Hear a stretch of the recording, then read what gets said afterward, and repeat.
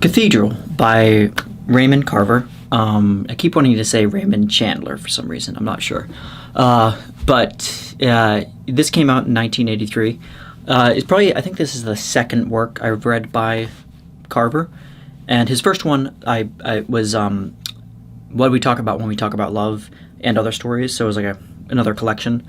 And that one was, I probably first heard about it kind of through the movie Birdman, or The Unexpected Virtue of Ignorance.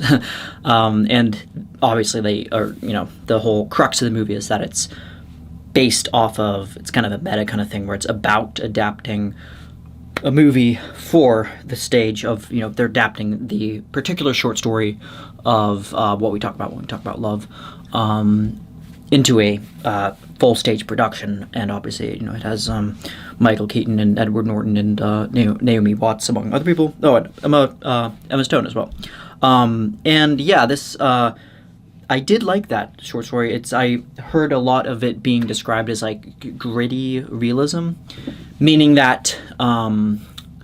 people I've heard in that kind of get, I don't want to say lumped, but kind of categorized in that area in genre is probably Charles Bukowski. I don't know why I had a brain fart there, but yeah, his stuff comes off because it's about everyday kind of life struggles through the lens of kind of like a gritty, showing the underbelly of the people that you otherwise wouldn't really hear about all that much. And obviously Bukowski had this to such an extent that he literally had a little column he had that was well known, called The Dirty Old Man, I think. So yeah, there's a lot of that kind of stuff. And I don't know if you would put Hunter S. Thompson in there too, because his stuff is like eccentric and a lot of psychedelic stuff going on, a lot of drug use, a lot of kind of like almost the point of glamorizing it at some points. But yeah, but this isn't really about them so much as it's about Carver's kind of the people that, because he was born in, I want to say, early 30s, I think, so, or maybe late 20s. So yeah, he was seeing kind of stuff, kind of maybe the little reminiscent residual stuff of maybe the Great Depression. Obviously, Steinbeck was one of those who definitely expressed that kind of era the best, I think. They're definitely one of the best. And yeah, he was kind of seeing the stuff, seeing the war, coming of age maybe right in the war. But seeing both wars, and yeah, he saw a lot. And yeah, this in this kind of short story collection, because it's actually the one I read was actually a series of different, I want to say, was it 2, 3, 4, 5, 6, 7, 8, 10, maybe 11 or 12 short stories, varying lengths, and Cathedral was the last one on this list. So I was waiting the whole entire time. I didn't want to miss it because I heard really good things about it. But the order of the stories that I got, the first one was called Feathers, and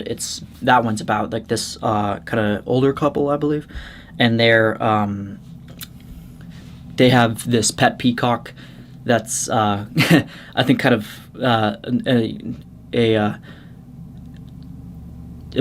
a force of contention for them both, and then they have a newborn baby. So maybe they're not that old, but that one is a little bit hard to parse out what was going on. But I liked it. It was probably one of the more comical ones, I think, from Carver. And then they had Chef's House, which the chef is basically the nickname of this guy, and then another man named Wes basically is trying to rent from there, and right by the shoreline, and he is trying to ask his wife Edna to live with him. And there's a kind of an interesting thing of they both kind of need each other because Edna keeps going back to this guy's Wes, and it's a kind of a thing where they try moving on, and their relationship is kind of you think petered out at this point, but they keep having an interesting kind of connection kind of thing. It's the kind of thing that I've seen in real life happening with when you have when you're together for this long, like it's very hard to kind of just like skirt under the bush and like be like pretend like, you know, it's like because you've been through so much together after that long, it's hard not to, especially if you're, you know, that much familiarity. And this is the only person on Earth, on like planet Earth, who knows you this well. So like he comes like to kind of like tend to him like almost like a baby in some sense. And Preservation was the third one, and it's about a character named Sandy and her husband who are he's lost his job and he's laid off, and I can't remember what it was. Like I think he was laid off. One of them was like doing something at a factory. I know that Carver's own he had a very soft spot for the working class because his father, he came from a Seattle working class background where his old man was a steel mill worker, and he was, you know, when you get laid off from that, it's like kind of a thing where it's like I've heard various stories of people who worked in steel mills and like how awful it could be, you know, how especially like steel factory kind of were like big melting pots, like some of them would like actually fall down, pouring out like just like whole molten lava. I've heard like disastrous like horror stories basically of how dangerous that stuff was, especially pre-OSHA, you know, like OSHA laws in place, like that kind of stuff. I think in the 70s, like right, like so the 50s, 60s were like a really tough time. So yeah, this he's trying to kind of like pretend it's like you know that he keeps like sitting down, like he like ever since he was laid off, he keeps sitting on the sofa. And then she's like counting down the days of like how long he's been sitting on the sofa, and like how it's like it's described almost as like a pandemic of like of men who have been laid off from their jobs and like instantly go straight to the sofa and the television set blaring. So yeah, that was kind of a little bit of like a dark humor to that one. So after that there was the Compartment with Myers about them going to Europe. To reunite with his son after not seeing him for like almost a decade, and that one is like soft-hearted. And then there was A Small Good Thing, which is basically this other short story he had called The Bath, and it's basically kind of like an extension to that. And I think it's about like their kid Scotty, and he I think gets involved in an accident and like how that kind of affects them in their daily life, and they can't, you know, trying to move on from that. And then after that there was Vitamins, and the main character of this, named Patty,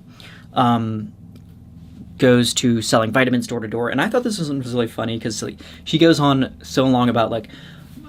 vitamins, I can't really she has like a love-hate relationship with it, and she's like, she talks about dreaming too, like about how after sleep, like she can't stop dreaming about selling these these dang vitamins door to door. Like she's like and then she asks her husband what he does, and he's like, I don't know. It's like because it's through his point of view that we hear this, and he's like, and my wife keeps asking me what I dream about, and I'm like, I don't know. I don't really know if I dream about anything. And she's like, how do you not dream about? Like I go to sleep, I pick up where I left off in my daily kind of my daily kind of rounds going about the town and trying to sell vitamins. And this kind of reminded me of, this is something I've experienced too, of like working jobs that are so dull and monotonous, but like some of them like when I worked kind of a little bit more in like construction doing like scaffolding and stuff, I'd actually fall asleep, especially since the hours are so long at some of these nuclear plants, that there was so much like, it was like a mix between like heavy hitting for like 2 hours and then of like nonstop building, and then you would like be told to stop and like go to the break room and like blah blah blah and like reconvene and basically wait for the next kind of like safety stand down, whatever it's happening. And it's all kind of like a hazy memory now, but even though it really wasn't that long ago, but maybe a few years. But yeah, there's been some times when I couldn't get it out of my head when I go back home, when I go back to, because traveling a lot these places, and I would go home and be exhausted and try to get some rest, and back to the hotel or wherever we're staying, or a penthouse with other people I worked with, just to save on rent. But like basically, like I couldn't get this repetition of like building scaffold. Like I'd go to sleep, and then in your dreams, like in my dreams, and I talked to like people like siblings and friends who have some of this issue too of like repetitive motions and tasks at job where you're like trying to like build the scaffold up, and then you're like, this isn't a safe scaffold and I have to finish it. I have to put like toe board and like handrail on it, make sure the handrail's at the right height, and basically like that type of, I've had that kind of dream too with like other jobs like fast food where it's like fast paced and you're like, you have to get this sandwich to be out here in like 5 minutes flat. But yeah, this kind of thing where it's again like Raymond Carver has a good instinct for like the average working class American family or unit, or like the kind of the quiet, I wouldn't say desperation, but like the kind of the angst and like the like that really really really good dialogue between like a wife and a husband and wife, and like the kind of his husband trying his best to like, but like futilely trying to like relate to that kind of. But anyway, so Careful is the next story on the list, and it is about a man named Lloyd and his wife Inez, and again you have kind of a thing of like separated couples who reconvene and they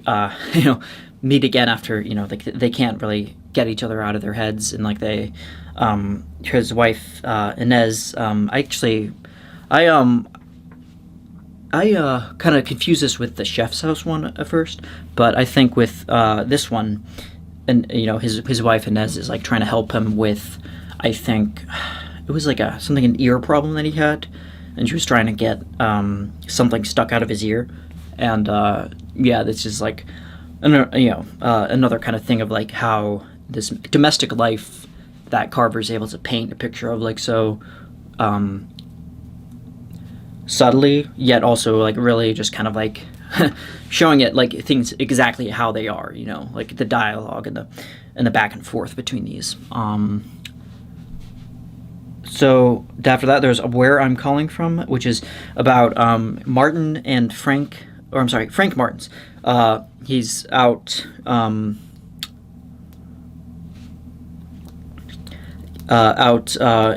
this, I can't remember if it was like a factory, but he's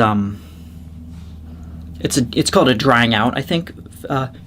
area for facility, and he meets with some friends, and I don't know if I could remember that much from that one. I think that was he meets with like kind of other neighbors and like kind of surrounding people in the neighborhood, and then there's a train, and that was about a woman named Mrs. Dent who basically was trying to get a man to beg for his life after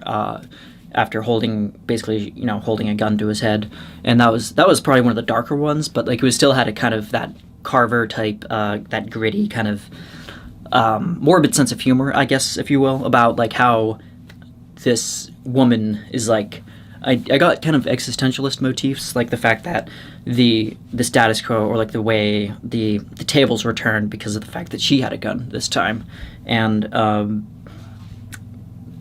like the way she recounts a story too, like of being kind of like holding all these like problems, and like that I thought was like kind of had an endearing type of quality to it, but at the same time you're like, you wouldn't want to cross this lady because of how kind of on edge she was the whole time. Fever was the next one, and then it's about this guy named Carlisle, who is trying to find a babysitter, and then so he's trying to find somebody who has like the kind of qualifications like to be able to watch his kids, because it's like he goes on and on about this. He's very adamant about this. It's a kind of an inverse to the classic. I've seen this with like Carver before. I'm not trying to like necessarily say it's like a caricature, but it's like kind of like a trend I think I've seen with him, which is the passive like working class again man who doesn't really care all that much. He's not like heartless, care like more or less like insouciant, casual.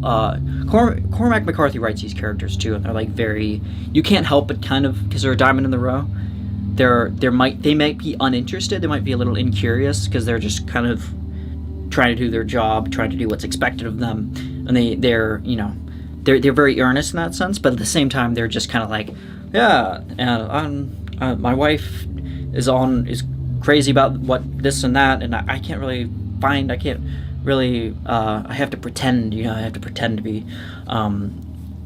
Infatuated with the same things my wife is, and like that kind of attitude I've seen, which is like perfect and it's ripe for kind of a domestic scene of life, of like home life, and like what that entails. And obviously Carver probably met a lot of these kinds of people in real life, in the same way Dostoevsky wrote a lot about people that were like this or like that in Russia around in the aristocratic era. I'm sorry, but yeah, there's with. It's kind of, but this is kind of different because Carlyle his arc is, he's actually cares about his kids like a lot, like almost to the point of like not hover parenting, but like definitely, he has like a great deal of like passion and like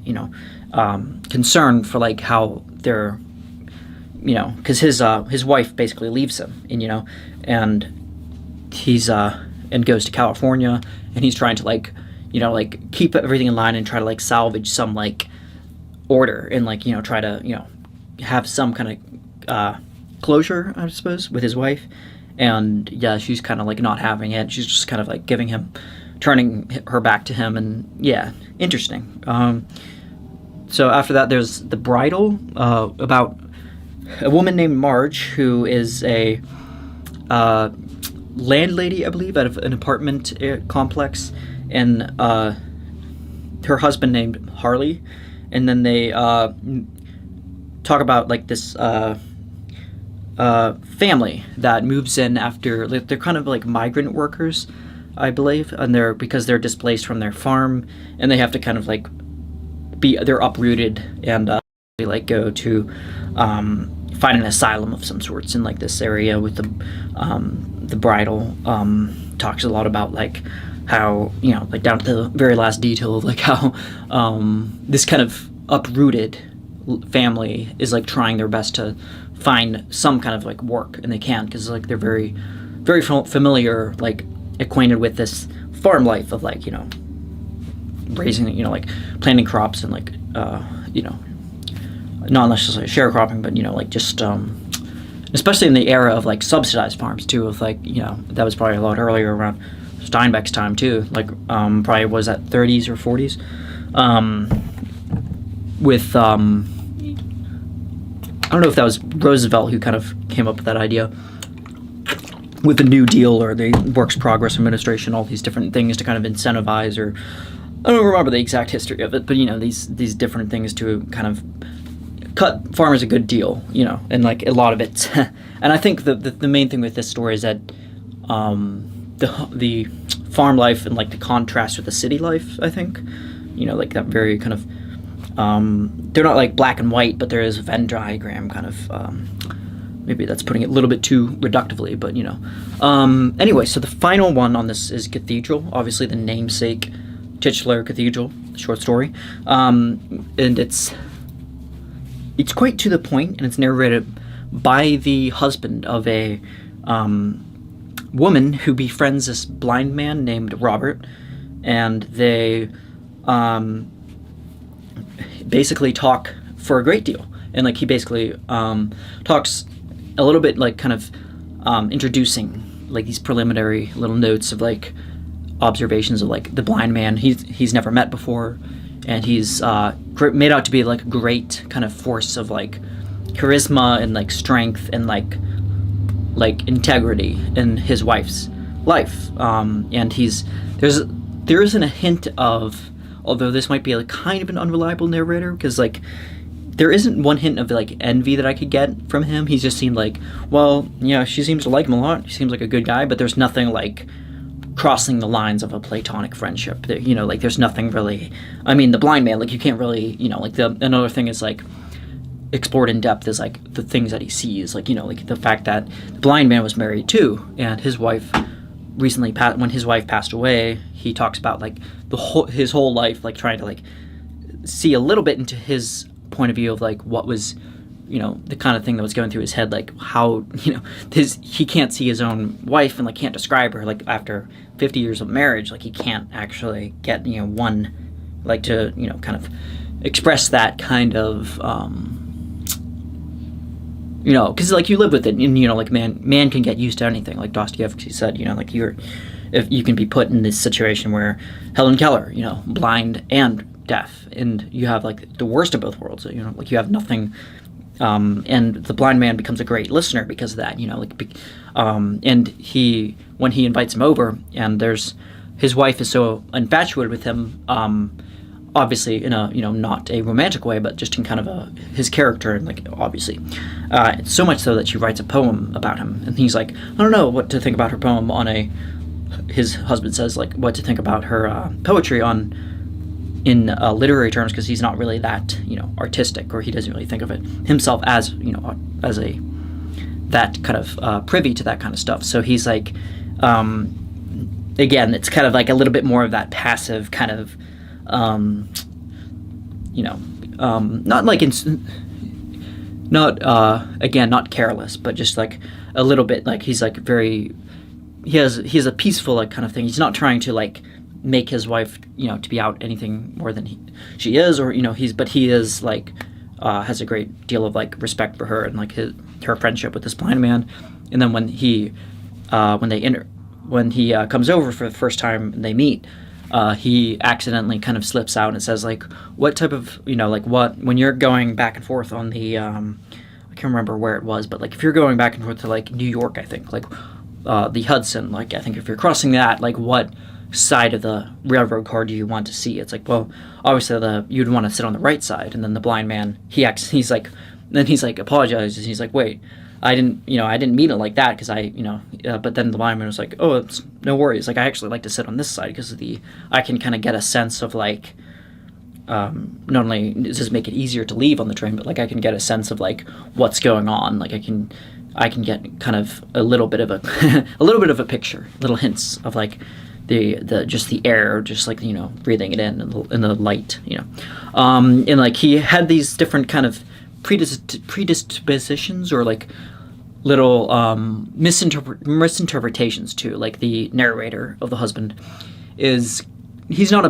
like a bad guy, but he does have some stereotypes he's wrestling with, and he's like, I always thought blind men wore glasses, like dark glasses, to kind of had seeing eye dogs and all that. And then but then when he meets him, like Robert doesn't have any of those qualities. He's just like a normal regular guy who wears his he doesn't try to cover anything up. He doesn't try to hide anything. He shows his eyes just the way they are. And yeah, I just thought that was kind of interesting. And then, but yeah, like the thing about the envy, like it seems like there's some times where it seems like it's like a little bit hinted, like palpable, like whether or not he is or not, like because like the blind man seems to be so much like has much more character or more integrity or just general or general life like experience, like he's struggling, or he's overcome, like whereas like you get from the sense of the husband, like he didn't really have to overcome that much. He's just kind of like but yeah, so the blind man, then they start talking about, so the namesake of this cathedral, they start talking about sitting up by and having they feel themselves like gorging a lot, like he goes on like eating, like this is like they both ate so much and they all were like very sated, and they start watching TV, and obviously this is the 80s, maybe the 70s, so the television set, you can imagine kind of the programming of that time, of which I've seen some of the kind of stuff I used to watch growing up, just like certain stuff on the BBC, and like I guess they talk about how the English presenter on that certain show was talking about the cathedrals of the world, and like talking about the exact like almost like the exact physical details in the representation, like talking, about like how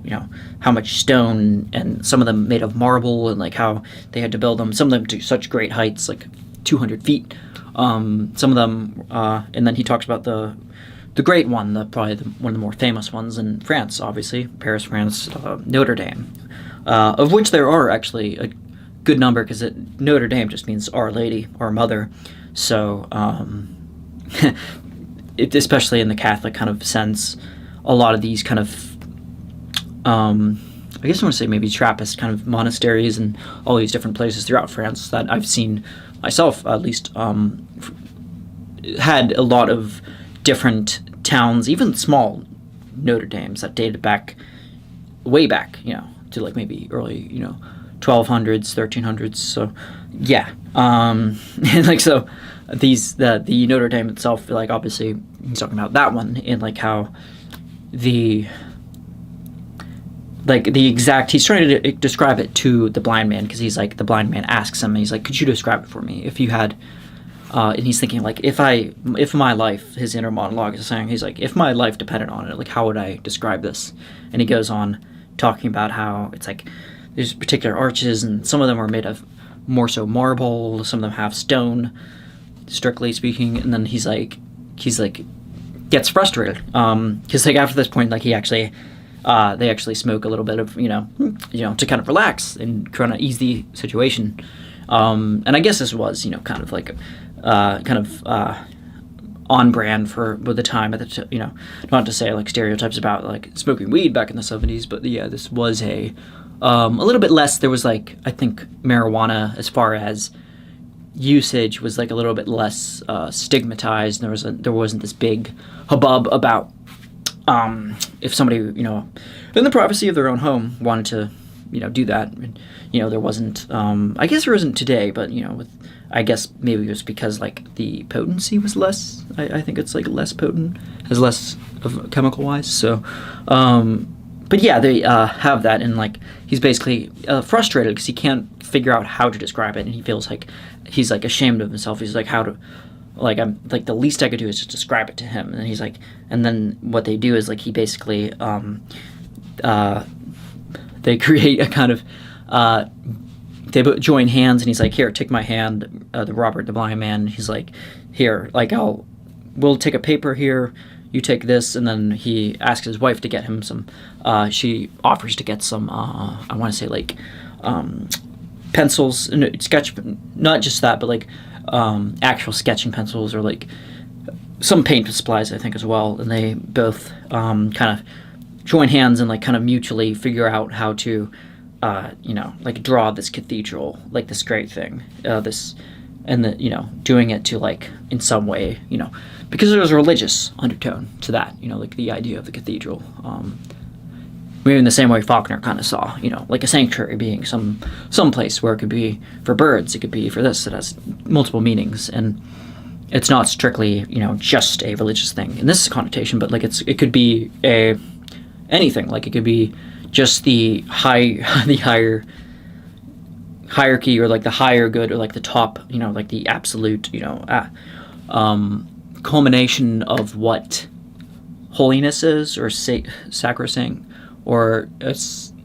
what